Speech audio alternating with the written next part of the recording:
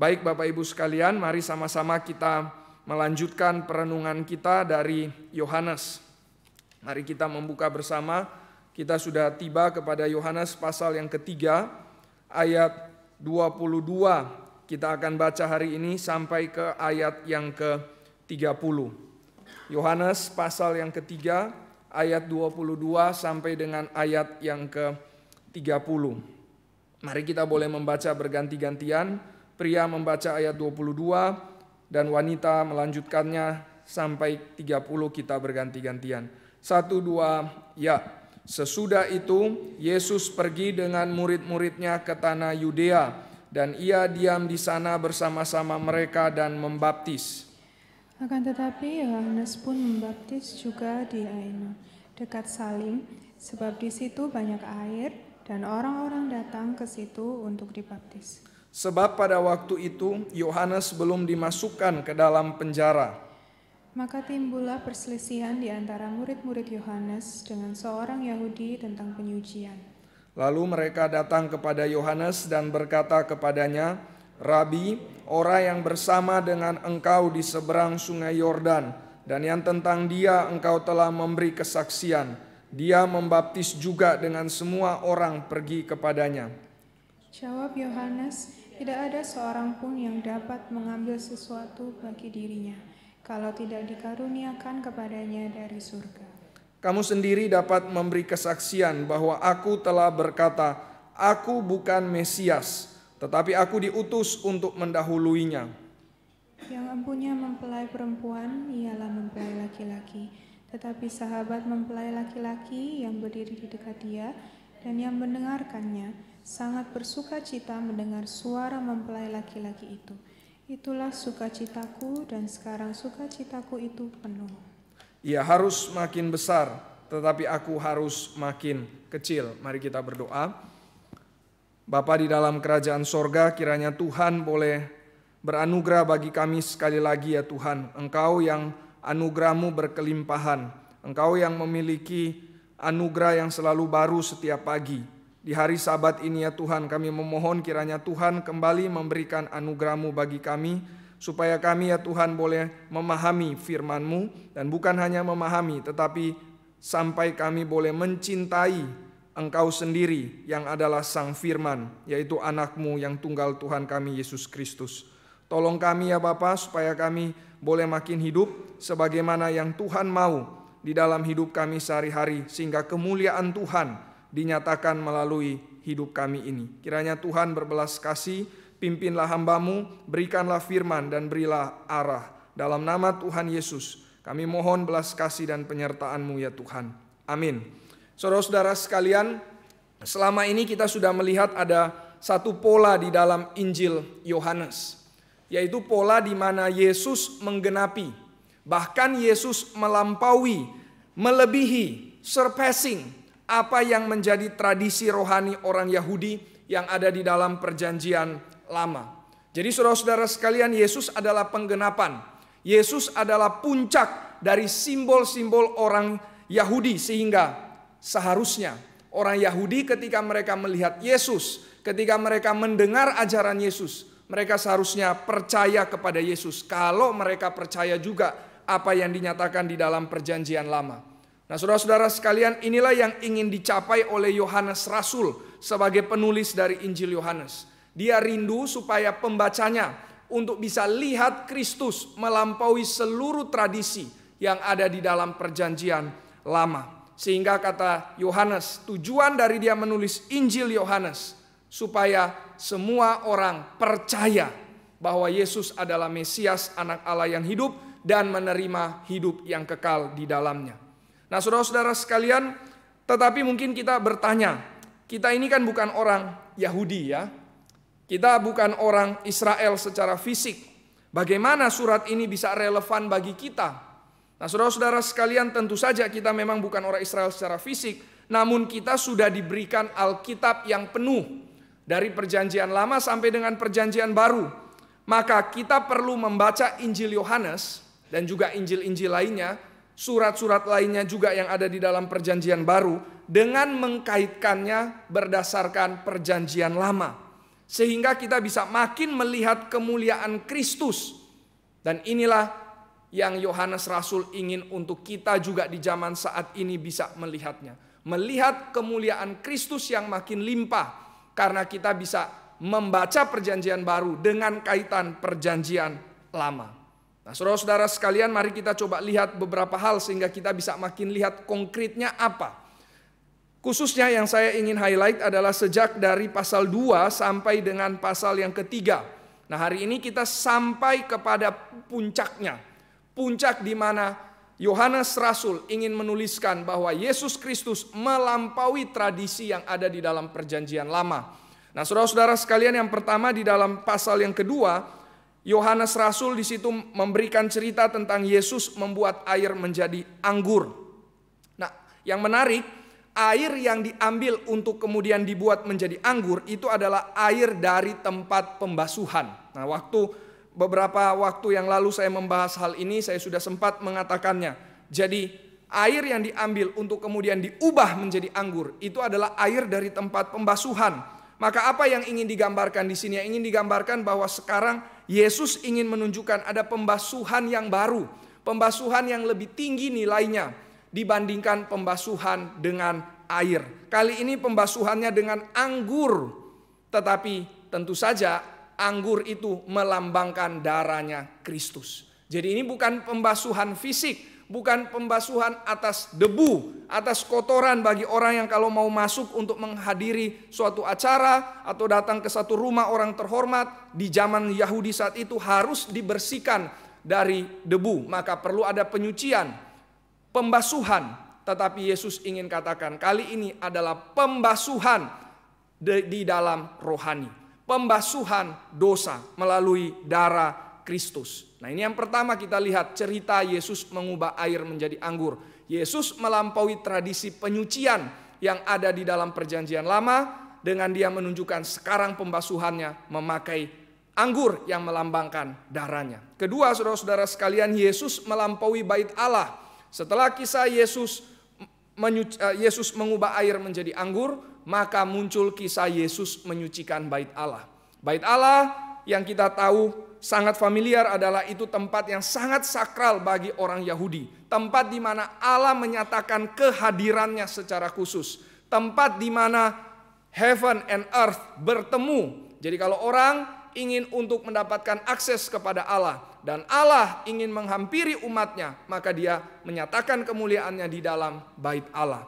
Maka di sini Yesus atau Yohanes Rasul ingin menunjukkan bahwa Yesus melampaui bait Allah. Karena Yesus mengatakan, engkau robohkan bait Allah ini dan dalam 3 hari aku akan membangunnya kembali. Nah, maka di sini kita melihat Yesus mengatakan dirinya adalah bait Allah yang sejati itu melalui kebangkitannya yang akan terjadi. Ketiga, Yesus menggenapi bahkan melampaui kisah ular tedung di dalam perjanjian lama.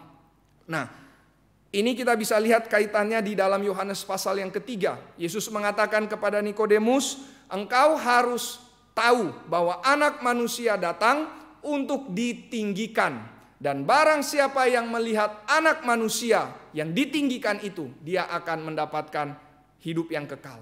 Nah, ini melampaui kisah yang terjadi di dalam perjanjian lama, yaitu kisah ular tedung. Yesus mengatakan sebagaimana ular tedung di dalam perjanjian lama dinaikkan di atas tiang, demikian juga anak manusia akan ditinggikan. Sehingga barang siapa yang melihat ular tedung dalam perjanjian lama, dia akan disembuhkan dari hukuman Tuhan kepada mereka yang berdosa. Ini ada di kitab Bilangan. Maka di dalam perjanjian baru, barang siapa yang lihat Yesus, dia akan disembuhkan, bukan cuma secara fisik, itu fisik nanti kita akan punya tubuh kemuliaan. Tetapi di dalam dunia ini dia akan disembuhkan dari sakit rohani. Dia akan disembuhkan dari dosanya dan dia akan menerima hidup yang kekal. Nah, saudara-saudara sekalian, yang terakhir inilah yang akan kita lihat hari ini. Nah, saya membawa kita untuk lihat kembali pasal yang kedua karena kita sudah sampai kepada bagian yang terakhir yang Yohanes ingin menunjukkan Yesus melampaui tradisi dari perjanjian lama. Hari ini adalah bagian yang terakhir, yaitu salah satu tradisi besar dalam Perjanjian Lama adalah tradisi nabi. Nah, maka di dalam Perjanjian Lama Allah berbicara kepada umatnya, tentu saja secara langsung juga kepada pribadi-pribadi seperti Abraham, Yakub, Musa, dan lain sebagainya. Tetapi Allah berbicara kepada umatnya melalui nabi. Nah, maka Tuhan memanggil Samuel, Yesaya, Yeremia, Yehezkiel, dan seterusnya. Dan paling terakhir, Yesus panggil Yohanes Pembaptis.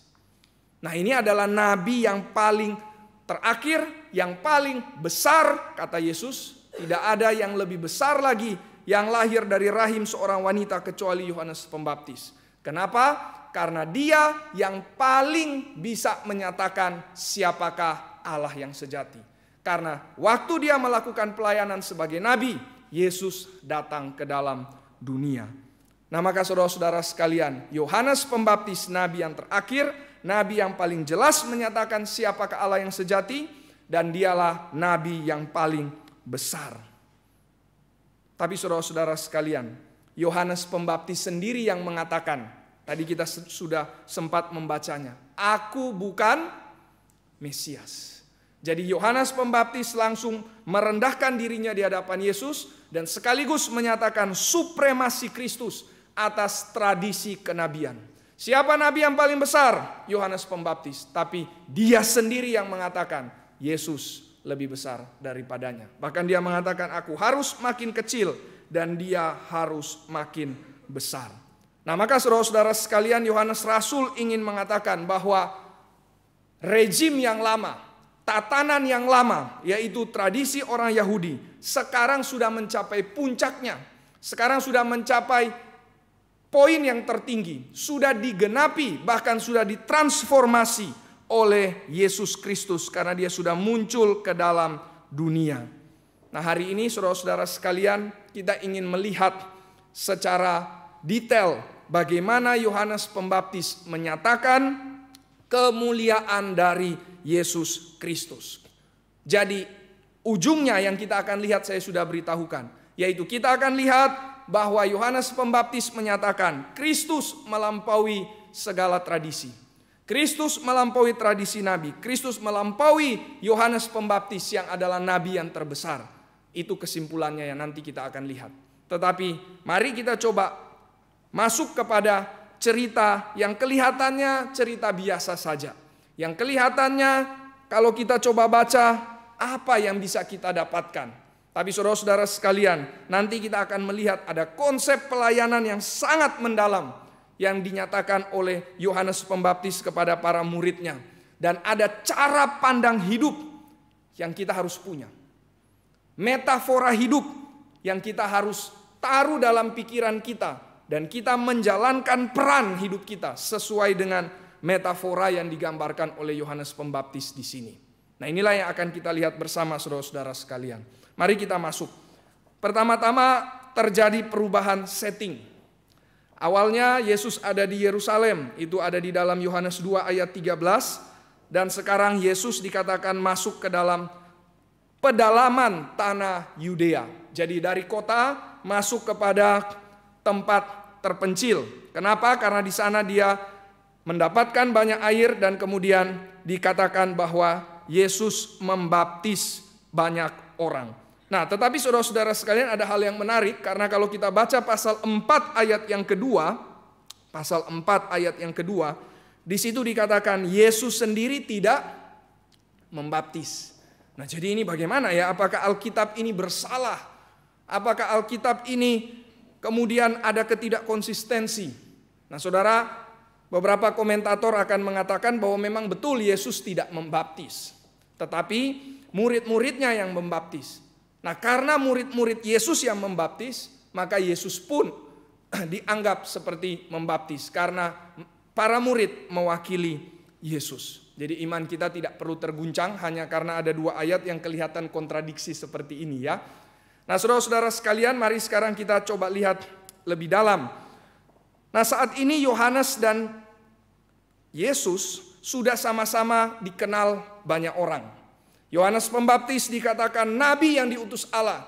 Yesus dikatakan Anak tunggal Allah. Mereka sama-sama didatangi banyak orang. Nah, lalu muncul pertentangan saudara-saudara sekalian di sini. Murid-murid Yohanes dan seorang Yahudi, kita tidak tahu itu siapa, dan mereka di sini berselisih mengenai penyucian. Kita tidak tahu apa yang sebenarnya mereka berselisih di sini. Penyucian, tapi penyucian dalam hal apa? Tentu saja berkaitan dengan baptisan, tetapi apa yang secara exactly mereka pertentangkan kita tidak diberitahukan. Dan kita tidak perlu juga untuk mencari tahu dengan lebih detail hal tersebut. Karena yang menjadi concern dari ayat-ayat tadi adalah Yesus kemudian masuk ke dalam konteks perselisihan ini. Yaitu apa? Para murid Yohanes tiba-tiba komplain kepada Yohanes Pembaptis. Mereka mengatakan ayat yang ke-26. Rabi, orang yang bersama dengan engkau di seberang sungai Yordan dan yang tentang dia engkau telah memberi kesaksian, dia membaptis juga dan semua orang pergi kepadanya. Saudara, kalau kita baca kalimat ini ya, kira-kira nuansanya ini bagaimana ya? Kira-kira yang menjadi penekanannya ini di mana? Apa yang sebenarnya menjadi poin dari para murid-murid Yohanes Pembaptis ini? Saya kira kalimat yang terakhir ini sangat penting, yaitu semua orang pergi kepadanya.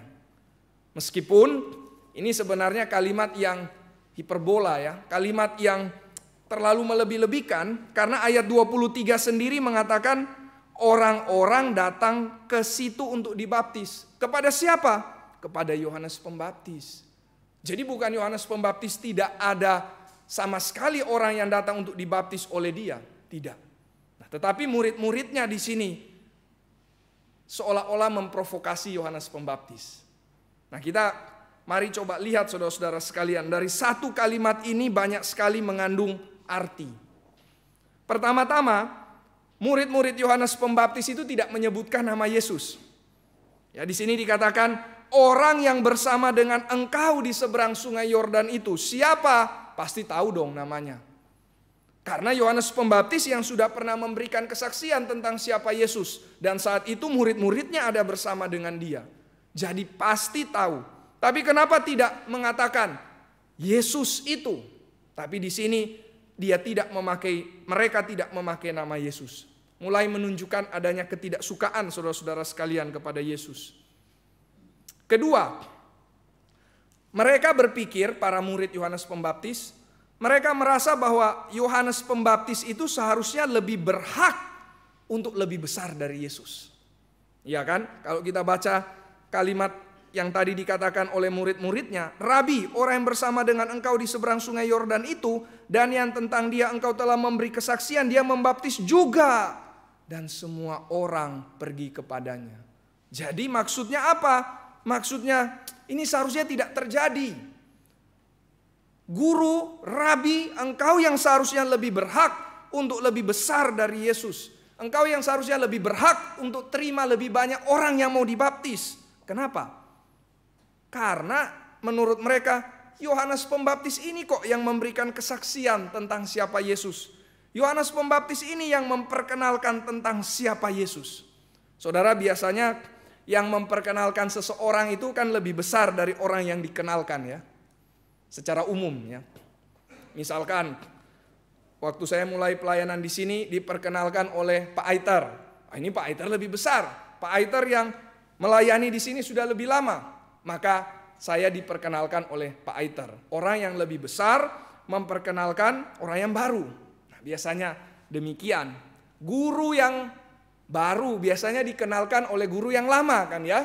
Guru yang lama yang lebih senior, yang lebih terpandang, yang lebih dipercaya, yang track recordnya sudah sangat terbukti. Nah, masalahnya saudara-saudara sekalian, guru yang baru ini lebih disukai oleh para murid.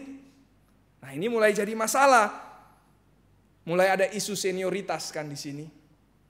Wah, kok kami ini lebih lama, kami lebih mulai terlebih dahulu dibanding Yesus untuk membaptis banyak orang. Kenapa sekarang dia yang lebih tenar, kenapa sekarang dia yang lebih terkenal? Ini mulai jadi masalah. Nah, inilah yang diangkat oleh para murid dari Yohanes Pembaptis. Bagi mereka ini tidak beres. Ini tidak seharusnya terjadi. Bahkan mungkin bagi mereka Yesus itu seolah-olah tidak menunjukkan rasa syukur. Tidak menunjukkan gratitude sama sekali. Jadi maksud mereka bagaimana? Bagi mereka seharusnya Yesus tidak menarik lebih banyak orang dong. Apalagi sudah ada beberapa orang kan yang ikut Yesus dari murid-murid Yohanes Pembaptis. Sudah ada Andreas panggil rekan-rekannya, sudah ada beberapa. Jadi seharusnya Yesus menunjukkan gratitude dong. Menunjukkan rasa terima kasih, menunjukkan respect. Jadi bagaimana supaya bisa menunjukkan respect? Ya seharusnya Yesus tidak terima banyak orang. Sekarang kok jadi lebih banyak ini yang datang kepada Yesus. Harusnya datang kepada kami, kepada guru kami Yohanes Pembaptis. Jadi pertama, Yesus namanya tidak disebutkan. Kedua, mereka merasa lebih berhak orang-orang datang kepada Yohanes Pembaptis. Yohanes Pembaptis lebih punya hak untuk lebih besar dari Yesus. Ketiga, mereka memahami bahwa harusnya Yesus itu, Yohanes Pembaptis itu tidak punya kewajiban untuk memperkenalkan Yesus. Maksudnya bagaimana ya? Maksudnya adalah Yesus sudah diperkenalkan tapi tidak tahu berterima kasih, saudara. Jadi bagi mereka asumsinya seharusnya Yohanes Pembaptis itu sudah sangat besar loh. Dan dia perkenalkan Yesus, berarti dia rendahkan diri. Loh sekarang kok ini jadi ngelunjak begitu ya Yesus ini. Nah, kira-kira demikian. Jadi bagi mereka Yohanes Pembaptis ini seharusnya tidak punya kewajiban untuk memperkenalkan Yesus. Tapi kata Calvin, saudara-saudara sekalian, ini adalah pemikiran yang sangat unreasonable. Harusnya Yesus memang diperkenalkan oleh Yohanes Pembaptis.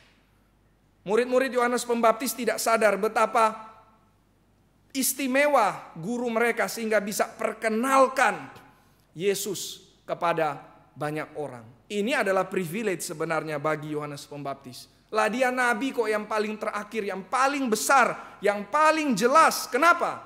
Karena dia yang diberi privilege untuk memperkenalkan Yesus Kristus. Nah, saudara-saudara sekalian, dari satu kalimat ini kita bisa renungkan. Kira-kira nuansanya seperti apa? Nah, sekarang coba kita intisarikan ya. Semua ini apa sih intinya? Pemikiran-pemikiran yang seperti tadi yang ada di belakang dari asumsi perkataan para murid Yohanes Pembaptis. Ini apa sih intinya semuanya? Ini intinya adalah kalimat cemburu, saudara-saudara sekalian. Envy, cemburu. Ini adalah kalimat yang lahir dari selfish ambition, dari ambisi yang egois. Ini jelas adalah pelanggaran terhadap hukum ke-10. Ini adalah dosa. Di dalam hukum yang ke-10 dikatakan jangan mengingini milik orang lain. Dan ini yang terjadi, saudara. Mereka jadi iri kepada apa yang terjadi terhadap Yesus dan murid-muridnya. Kenapa bisa ada selfish ambition seperti ini? Saudara, kita tidak imun dengan hal ini ya.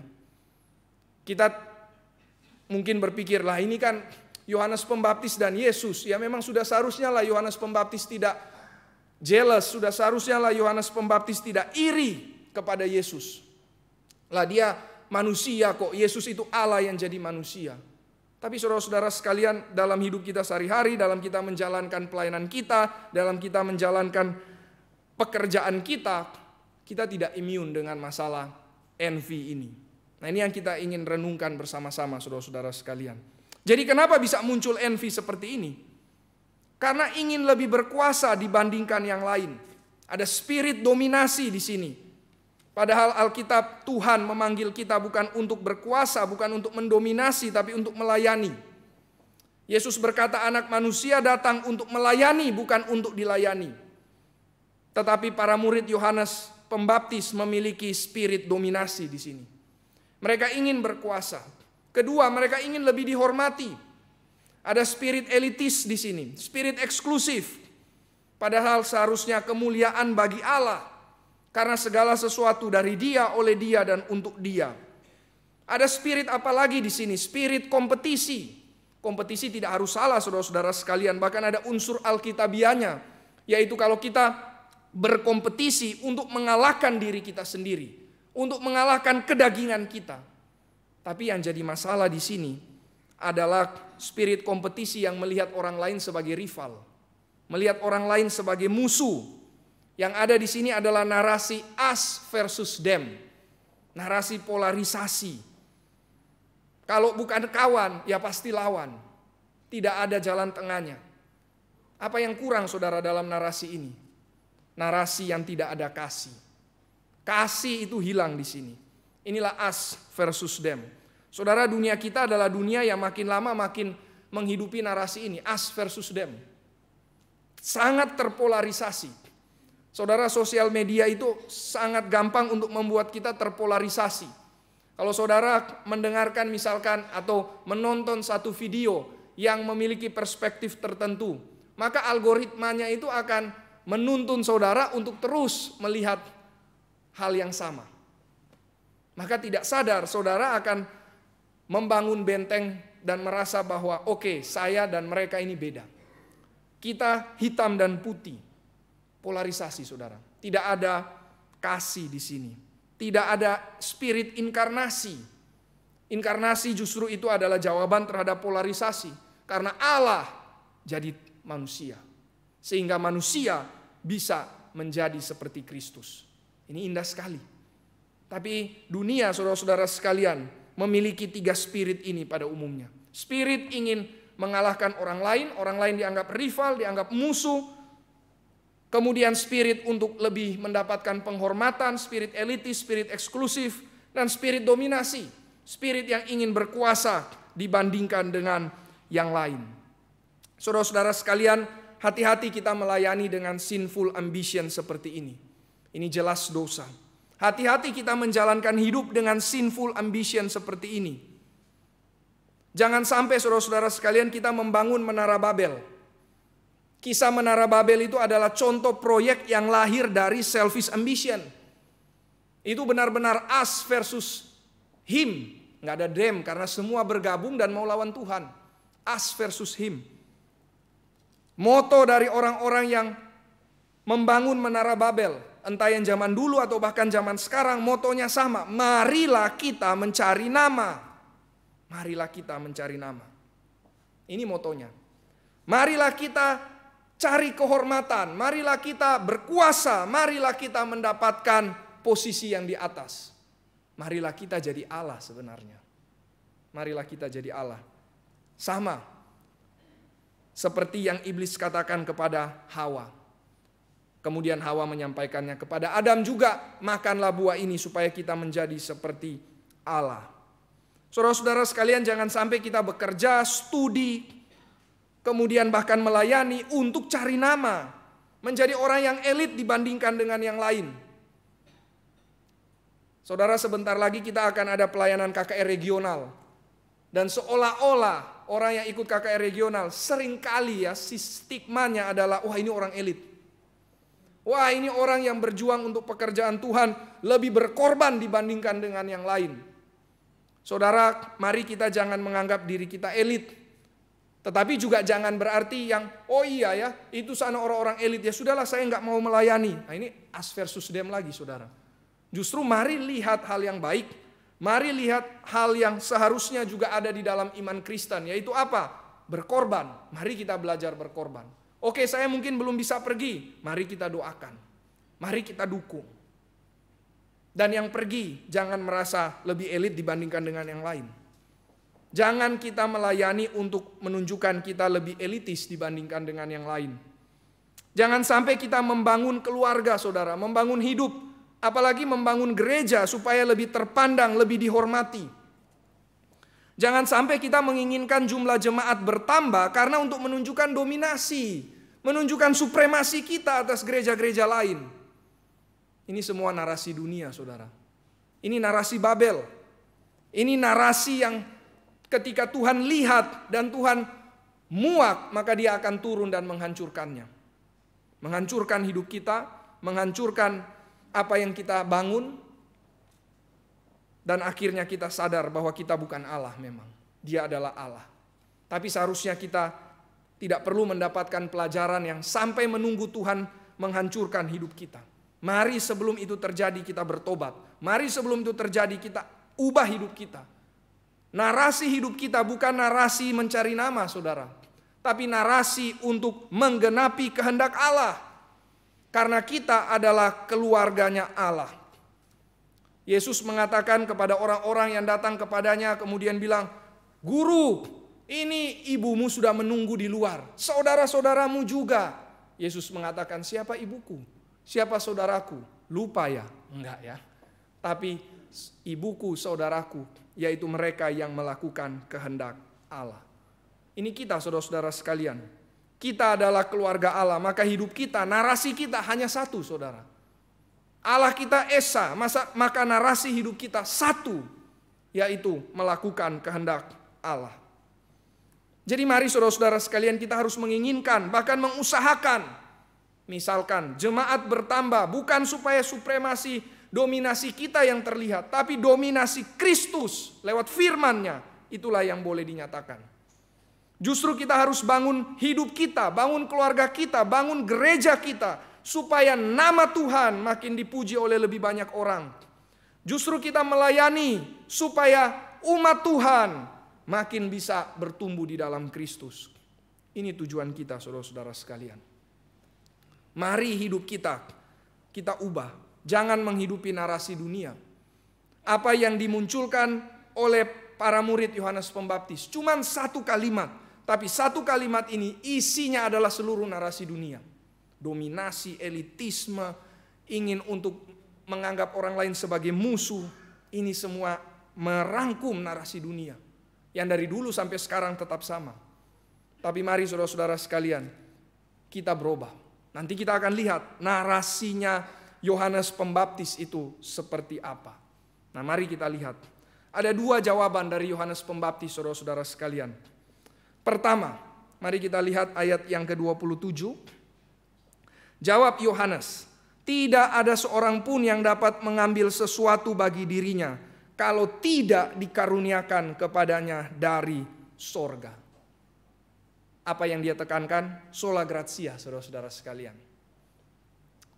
Salah satu slogan iman kita, ini yang ditekankan oleh Yohanes Pembaptis. Hanya oleh anugerah, kalau tidak dikaruniakan kepadanya dari sorga, maka kita tidak akan memiliki apa-apa. Yohanes Pembaptis memakai doktrin sola gratia. Saudara, disinilah kita melihat doktrin itu sangat praktis, saudara. Maka kalau kita merenungkan tentang doktrin-doktrin yang menjadi inti pokok-pokok iman Kristen, itu bukan cuma sekedar pengetahuan, tapi ini menjadi jawaban bagi pergumulan hidup kita, menjadi senjata untuk melawan narasi dunia. Di sini narasi dunianya hidup untuk cari nama, hidup untuk berkompetisi, hidup untuk mengalahkan yang lain. Justru di sini Yohanes Pembaptis pakai sola gratia menjadi senjata untuk melawan narasi dunia. Pertama, saudara-saudara sekalian, sola gratia itu menyatakan bahwa hidup kita ini tidak punya hak apa-apa. Kita tidak ada hak. Murid-murid Yohanes Pembaptis itu merasa berhak untuk mendapatkan murid atau mendapatkan pengikut yang lebih banyak dari Yesus. Bukan cuma berhak mendapat murid, tapi berhak mendapat murid lebih banyak dari Yesus. Haknya double di sini, saudara. Yohanes Pembaptis mengatakan tidak. Kita tidak punya hak. Itu semua anugerah dari Tuhan. Berarti justru haknya Tuhan, bukan haknya kita. Ingat, aku bukan Mesias, kata Yohanes Pembaptis. Berarti aku tidak ada hak. Saudara, kalau kita terus ingat bahwa kita bukan Mesias, maka kita tidak ada hak. Bahkan yang menarik, Mesias itu yang seharusnya punya hak, tapi justru melepaskan haknya. Menjadi daging, menjadi manusia, tinggal di tengah kita, bahkan hidup untuk menanggung hukuman dosa kita sampai mati di kayu salib. Yang punya hak justru melepaskan hak.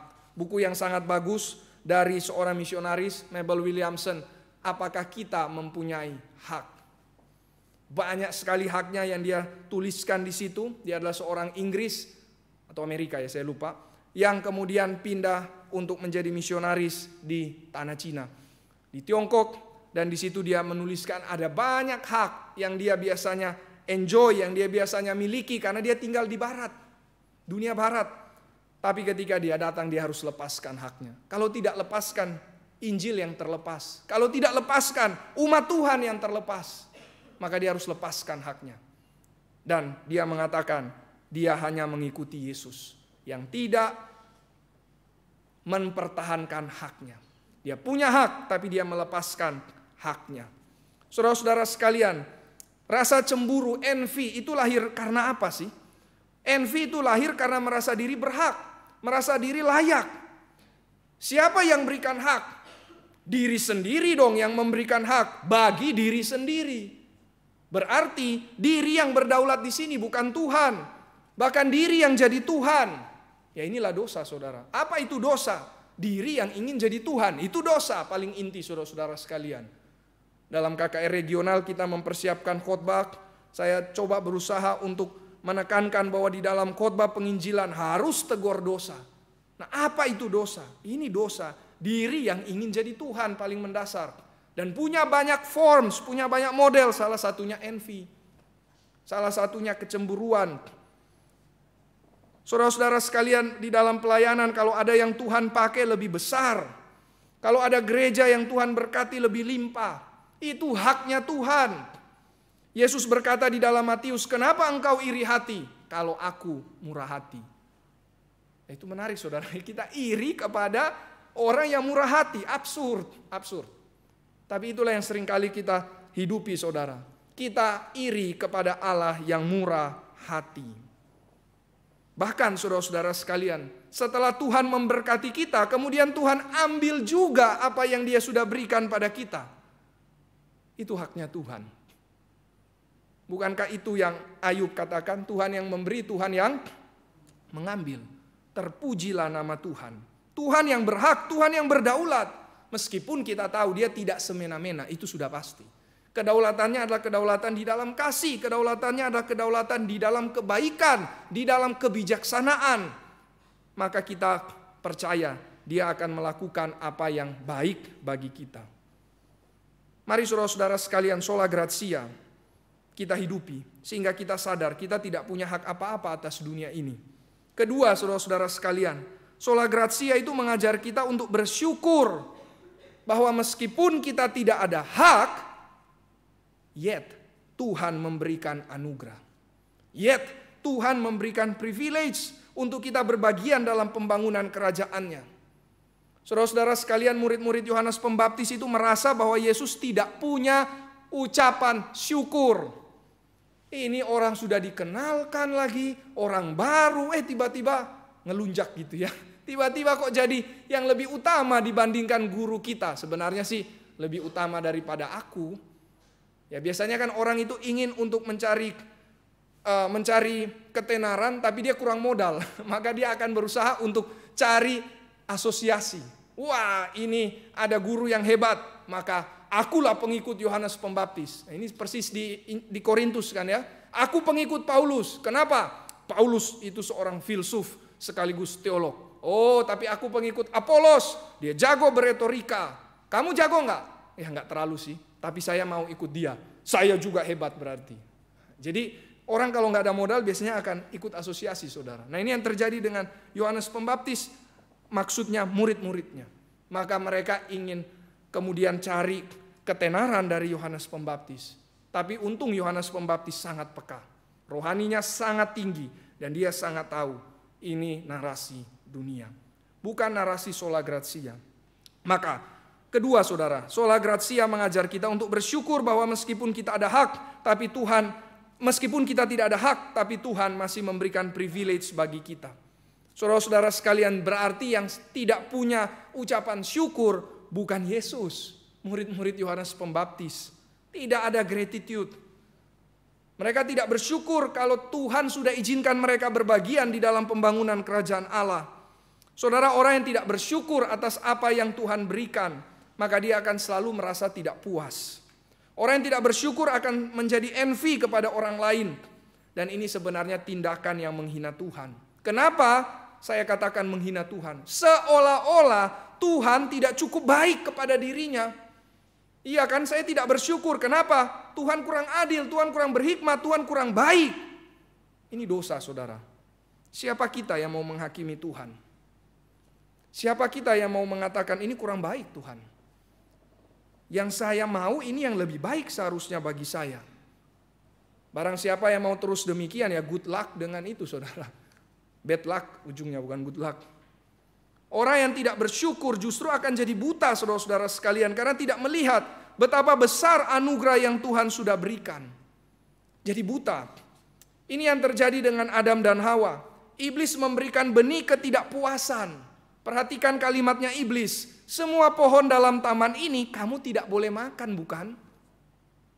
Ini kalimat ketidakpuasan. Padahal Tuhan bilang semua boleh makan kecuali satu. Diputar oleh iblis. Semua pohon dalam taman ini kamu tidak boleh makan ya, kasihan ya. Mulai masuk benih ketidakpuasan. Akhirnya Adam dan Hawa fokus kepada hal yang tidak bisa dimakan itu. Akhirnya jadi buta, pakai kacamata kuda. Iblis membawa mereka untuk fokus kepada satu hal saja, padahal ada begitu banyak hal lain yang Tuhan berikan. Seringkali itulah yang terjadi dalam hidup kita, saudara-saudara sekalian. Ada begitu banyak anugerah yang Tuhan berikan. Dan bahkan yang paling utama anugerah untuk kita bisa ada di dalam Kristus. Kita bisa dipilih, kita bisa diadopsi, kita bisa ditebus, kita bisa dibenarkan, kita bisa dikuduskan di dalam Kristus. Itu semua anugerah yang sangat besar. Tapi kita tidak lihat, yang kita lihat, oh semua yang kurang-kurang ini. Jangan-jangan juga bukan semua yang kurang, cuma satu atau dua yang kurang. Tapi itu menjadi fokus bagi kita. Mari saudara-saudara sekalian kita buka mata lebar-lebar. Lihat betapa besar anugerah Tuhan di dalam Kristus. Dan mari kita bersyukur kepada Tuhan. Sola gratia. Ketiga, saudara-saudara sekalian, sola gratia itu mengajar kita untuk menyadari bahwa Allah itu sebenarnya kaya dengan anugerah. Kaya. Kenapa? Karena di sini dikatakan dia memberikan karunia-Nya dari sorga. Tidak mungkin tidak kaya, saudara-saudara sekalian. Tuhan kita adalah Tuhan yang berlimpah dengan anugerah. Bukankah itu kaya? Jika kita sadar akan hal ini, saudara-saudara sekalian, maka hidup kita itu tidak akan berkompetisi dengan orang lain yang kita akan anggap sebagai rival, ancaman, bahkan musuh. Karena Tuhan terlalu banyak anugerahnya yang dia bisa berikan bagi kita. Tidak ada kelangkaan di dalam Tuhan, saudara-saudara sekalian. Saudara, kalau kita orang ekonomi, kita sangat peka dengan yang namanya scarcity. Karena katanya ekonomi adalah usaha untuk mencari keuntungan sebesar-besarnya dari resources yang sedikit-sedikitnya. Scarcity itu. Tapi dalam Tuhan, saudara-saudara sekalian, tidak ada scarcity. Tidak ada kelangkaan. Dalam Tuhan medali emas bukan hanya satu, maka yang menang cuma satu. Terlalu banyak medali emas dalam Tuhan, saudara-saudara sekalian. Terlalu banyak mahkota dari Kristus. Inilah yang tidak dipikirkan oleh para murid Yohanes Pembaptis. Makanya mereka menganggap Yesus musuh. Mereka tidak rasa Tuhan itu punya anugerah yang melimpah. Mereka jadi insecure karena seolah-olah Tuhan itu kehabisan anugerah. Saudara-saudara sekalian, kalau kita merasa insecure, itu berarti kita kembali lagi menghina Tuhan yang begitu penuh dengan anugerah. Sekali lagi, dosa. Insecurity itu, saudara, bukan sekedar hal biasa, itu dosa. Dosa di hadapan Tuhan. Maka apa yang harus kita lakukan? Mari kita mohon anugerah Tuhan. Mari kita mohon belas kasihan-Nya. Memang kita tidak punya hak, tapi justru kita bisa memohon belas kasih Tuhan. Untuk apa? Untuk Tuhan pakai kita. Untuk Tuhan mau sertai kita. Untuk Tuhan mau memberkati kita. Supaya apa? Supaya namanya dipermuliakan. Mari saudara-saudara sekalian kita minta belas kasih anugerah Tuhan. Apakah Tuhan akan berikan? Tentu saja. Karena kita anak-anaknya. Maka saudara-saudara sekalian, ini jawaban pertama dari Yohanes Pembaptis. Bagaimana menangkal narasi dunia? Sola gratia. Sekarang dalam waktu yang sisa saya akan berikan jawaban yang kedua dari Yohanes Pembaptis. Yaitu Yohanes Pembaptis memberikan metafora pernikahan. Metafora pernikahan, saudara-saudara sekalian. Ini doktrin gereja. Kalau sola gratia tadi sangat akrab dengan doktrin keselamatan. Kemudian diaplikasikan di dalam kehidupan pelayanan. Diaplikasikan di dalam bagaimana kita melawan ancaman dosa kecemburuan. Nah sekarang senjata yang kedua yaitu doktrin gereja. Gereja itu adalah mempelai wanita. Dan Kristus mempelai pria. Kita sangat akrab ini karena ini sangat ditekankan oleh Paulus. Tapi yang menarik saudara-saudara sekalian, di dalam Yohanes Pembaptis, di dalam pemahamannya, dia luaskan metafora ini. Kenapa? Karena bukan hanya Kristus dan mempelai wanita yaitu umatnya. Tapi di sini muncul sahabatnya Kristus. Sahabatnya mempelai pria. Bagi Yohanes Pembaptis, dia sahabat. Sahabat dari mempelai pria. Nah saudara-saudara sekalian, mari kita coba perhatikan sedikit tentang konteks zaman saat itu. Sahabat kalau konteks kita sekarang seperti best man, saudara-saudara sekalian. Jadi kalau orang menikah kan ada best man ya biasanya.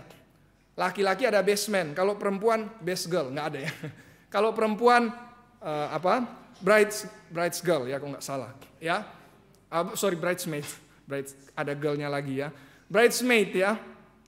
Dan biasa best man dan bridesmaid itu kan tugasnya ya misalkan angkat baju gitu ya, karena bajunya kepanjangan ya diangkat gitu ya, bantu. Tapi kalau zaman dulu saudara, sahabat itu atau best man zaman dulu itu konteksnya bukan demikian saudara. Dalam masyarakat Yahudi, best man itu memiliki peran yang sangat besar di dalam pernikahan. Dia yang atur pernikahan, bahkan dari sebelum menikah sampai selesai. Dimulai dari dia yang mengatur perjodohan saudara-saudara sekalian. Jadi best man itu mak comblangnya. Nah memang kalau seringkali ada juga kita bisa panggil best man karena itu memang teman kita yang tahu bagaimana kita bisa menikah akhirnya dengan pasangan kita. Jadi best man mengatur perjodohan. Bahkan best man kalau zaman dulu yang mengatur mahar. Jadi kalau untuk mendapatkan calon pengantin wanita maka perlu ada mahar. Jadi perlu ada yang harus dibayar karena ini menunjukkan pengorbanan. Nah, Pendeta Ivan sempat membahas ini waktu pertunangan anak dari Pak Erik dan Bu Vivi. Kemudian apalagi dia yang mempersiapkan acara pernikahan. Dia yang jadi IO-nya. Ini sahabat saudara, ini best man. Nah kalau di Yohanes 2 kemungkinan besar yang menjadi pemimpin pesta itu adalah best man maksudnya. Kan pemimpin pesta yang diminta untuk mengecap anggur. Nah ini best man. Sahabat dari mempelai pria. Nah sekarang bagaimana kalau pernikahannya gagal? Sudah diatur saudara, sang best man tidak bisa menikahi calon wanita tersebut. Karena kalau sampai menikahi maka dianggap, wah ini best man-nya sabotase ini. Sengaja ini best man-nya, supaya dia yang akhirnya jadi menikah dengan wanita tersebut. Nah jadi, satu-satunya sukacita terbesar dari seorang sahabat mempelai pria itu adalah bersatunya sang mempelai pria dan wanita dalam pernikahan yang suci.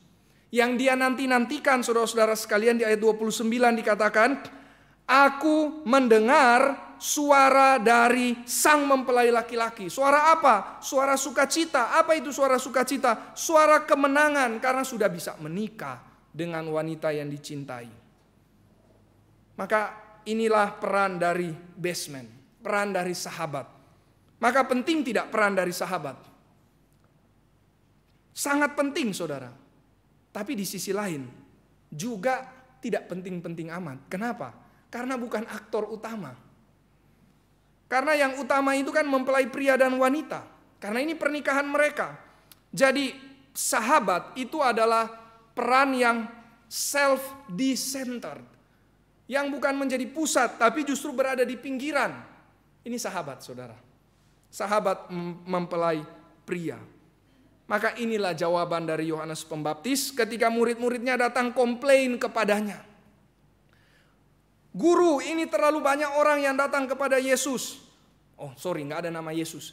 Kepada orang yang ada di seberang sana itu yang engkau saksikan. Terlalu banyak yang ada bersama dengan dia. Bagi Yohanes Pembaptis, saya ini sahabat dari Kristus. Saya ini sahabat dari mempelai pria. Maka saya bersuka cita. bagi Yohanes Pembaptis. Dia penuh dengan sukacita sejauh sahabatnya, yaitu Kristus, bisa dipersatukan dengan umatnya. Saudara-saudara sekalian, tidak ada envy di sini. Yang ada adalah sukacita. Karena dia sadar dia bukan mempelai pria, dia sahabatnya. Dia bersukacita karena sang sahabat sudah bisa menikahi pasangannya. Saudara, kita akan jadi envy kalau kita menaruh diri kita sebagai mempelai pria.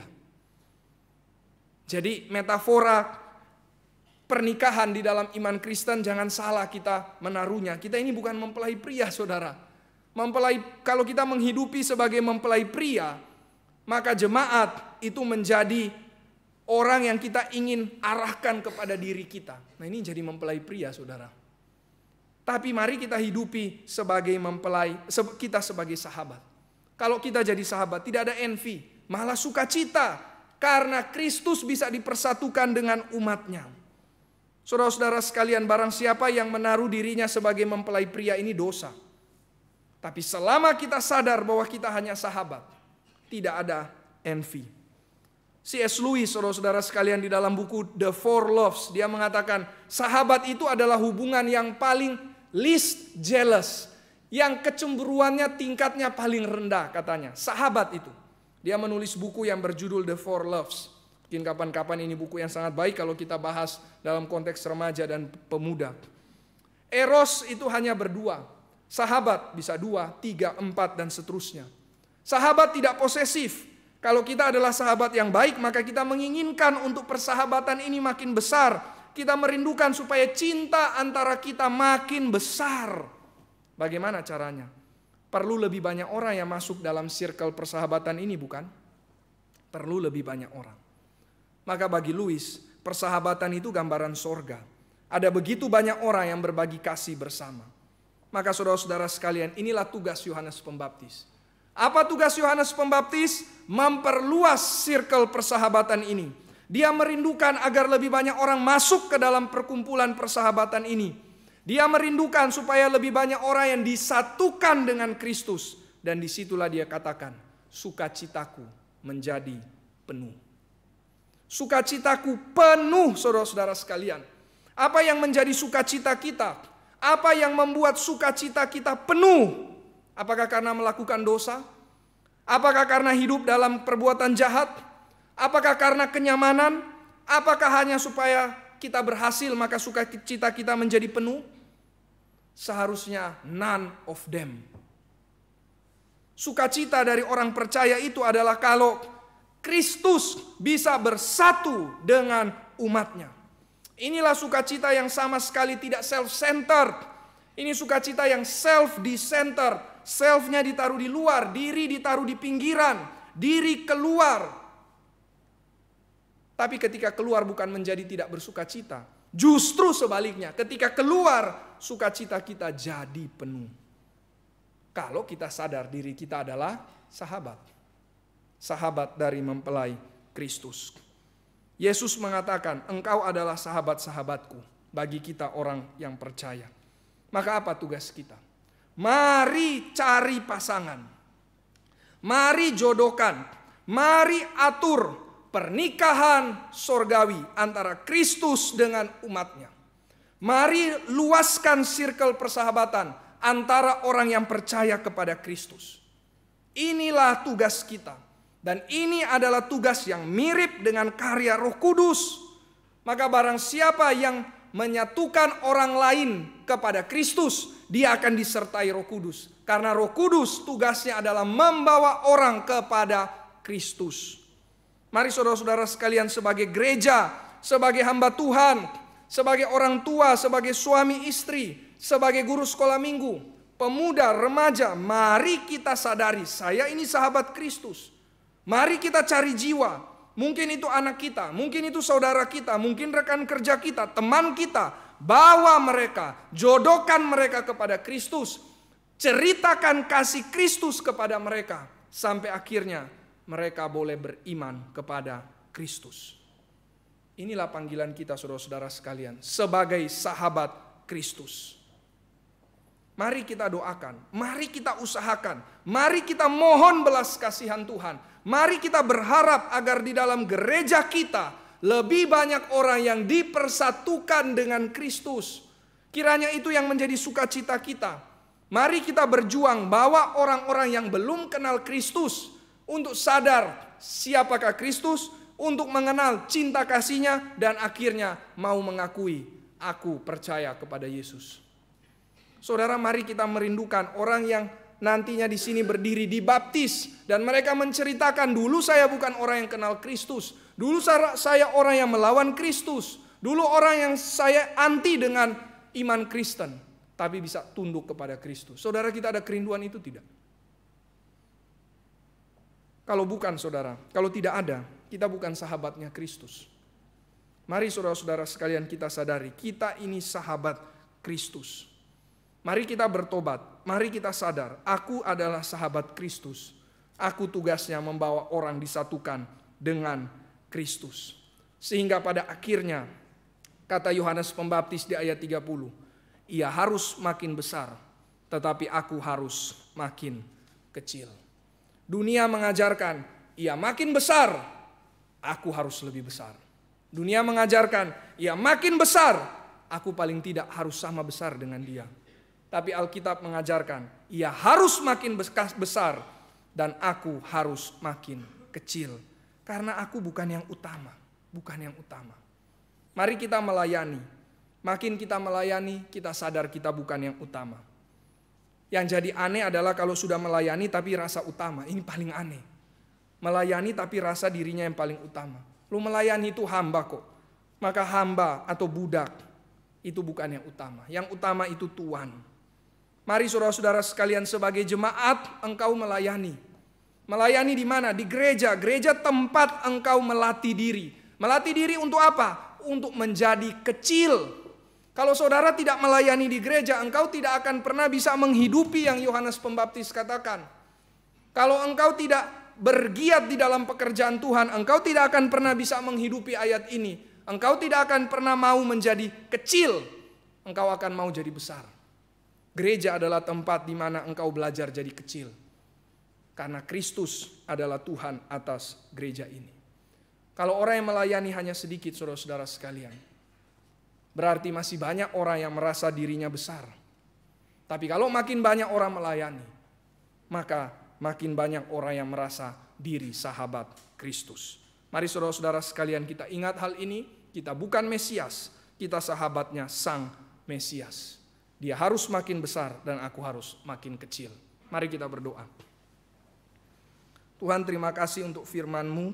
Engkau yang baik, Engkau yang mengasihi kami, Engkau yang menegur dengan cinta kasih-Mu kepada kami. Kami bersyukur ya Tuhan. Bentuklah kami, jadikanlah kami seperti Yohanes Pembaptis. Jadikanlah kami seperti Kristus yang makin kecil di hadapan Bapa, melayani Sang Bapa, sampai akhirnya dipermuliakan oleh Bapa di sorga. Dalam nama Tuhan Yesus kami bersyukur dan berdoa. Amin.